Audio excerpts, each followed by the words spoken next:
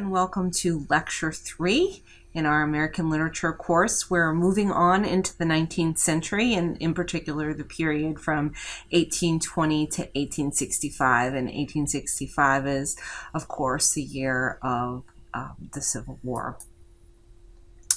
So we're beginning a period of truly American literature, right? It's post-revolutionary American literature.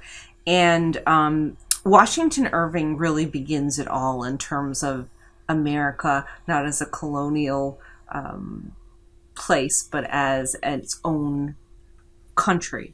Washington Irving is the first American to gain an international reputation as a writer, and his sketchbook, many of you have probably read The Legend of Sleepy Hollow. That was part of Washington Irving's early writings, and he sets his short stories right in American settings, and he is part of this movement of literary nationalism that one of the research projects we'll discuss more at the end of the semester. So what's really interesting about American literature during this period is that it's a very small club.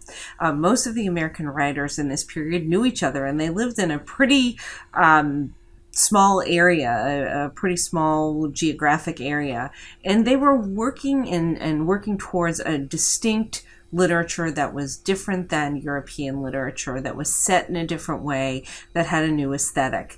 And what has become known as the American Renaissance, which is the flourishing of American literature, occurs in the period between 1850 and 1859, and that's when we have Hawthorne and Melville and Harriet Beecher Stowe, etc.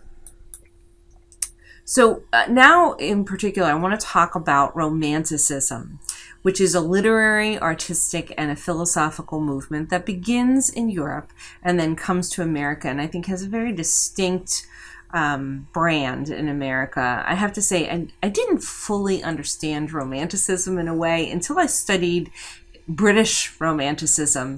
And it's in some ways much more cogent movement in Britain, and it takes on a very specific flavor and form in the United States. So Romanticism in general is a reaction specifically against the Enlightenment, and it's a rejection of Enlightenment emphasis on order, balance, harmony, rationality, and intellect.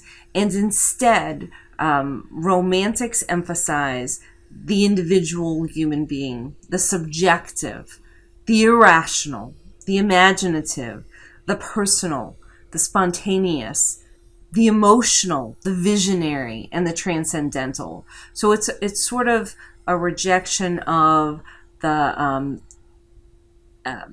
way of knowing the world, the Lockean way of knowing the world through the senses, and a belief in the original subjective genius of individuals, and the fact that knowledge could come from intuition rather than just through the sentences and through the intellect, that there was more spiritual dimension than that.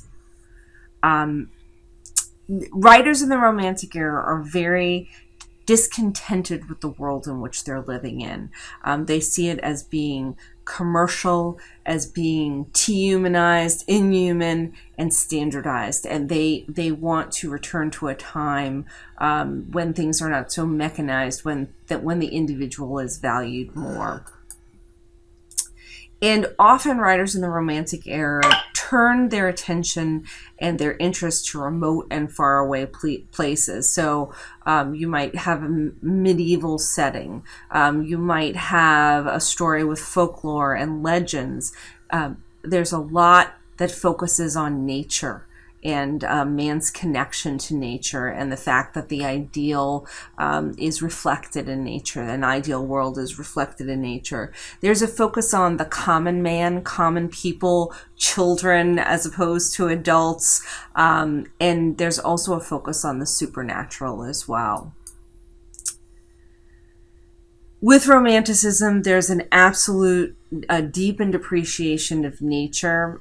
This is in response, in a way, to the Industrial Revolution and sort of the horrors of a mechanized industrial world, but also this belief that the ideal in the world can be found reflected in nature. There's an exaltation of emotion over reason, so that the idea that what is most important does not come from the head, but comes from the heart or the gut or the soul. There's an absolute preoccupation with genius, with heroes and exceptional figures that you don't see in the Enlightenment era, when it was believed that all men could attain a certain kind of goodness, innate goodness, but there wasn't this sense that there were heroes that were raised above others, and that there wasn't this idea that an artist, for example, should create something unique. He was just to create something that was harmonious, that was aesthetically pleasing, that could teach something. The artist is viewed very differently in the Romantic period as a supremely individual creator and almost a priestly figure. Authors are seen, and poets in particular, are seen as almost priests of culture. And imagination is seen as the gateway to understanding. Imagination is the gateway to transcendence and to actual spiritual truth. So very different view. In Benjamin Franklin's world, understanding came from learning through books, through interaction with the natural world, through scientific experiments. But when you get to the Romantics, there's a rejection of all that, and the idea that what you need to know is already inside of you, and that you need to just reach deep in through your sense of intuition to know the world. Romantic writers have a predilection for the exotic, remote, mysterious, anything that's weird, occult. There's often monstrosity and disease in Romantic writers. We're going to talk a little bit more in Lecture 4 about dark Romantics, who are focused more on some of these darker elements, the occult and the monstrous and the disease. And that is a specific response to Transcendentalism, which we'll get to in the next lecture. So that's it for now. It's a very short lecture and just an introduction to Romanticism.